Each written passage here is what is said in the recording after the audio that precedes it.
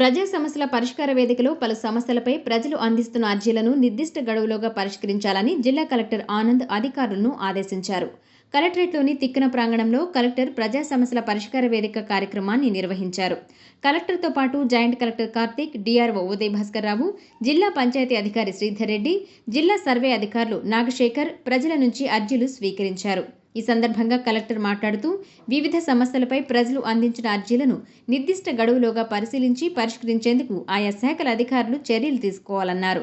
జిల్లాలో రెవెన్యూ అంశాలకు సంబంధించి అర్జీలు ఎక్కువగా వస్తున్నాయని, వాటిని పరిష్కరించే దిశగా అధికారులు ప్రత్యేక శ్రద్ధ పెట్టాలన్నారు.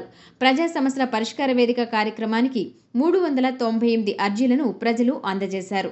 వీటిలో ఎక్కువగా రెవెన్యూ శాఖకు సంబంధించి 150, పోలీస్ శాఖకు 52, మున్సిపల్ శాఖకు సంబంధించి 30, సర్వేకు 51, పంచాయతీరాజ్ శాఖకు 24, సివిల్ సప్లై శాఖకు సంబంధించి 14 అర్జీలు అందాయి. ఈ అర్జీలపై సానుకూలంగా స్పందించిన కలెక్టర్ నిర్దిష్ట గడువులోగా అర్జీలను పరిష్కరించేందుకు చర్యలు తీసుకోవాలని సంబంధిత అధికారులను ఆదేశించారు. ఈ కార్యక్రమంలో పలువురు జిల్లా స్థాయి అధికారులు పాల్గొన్నారు. District employment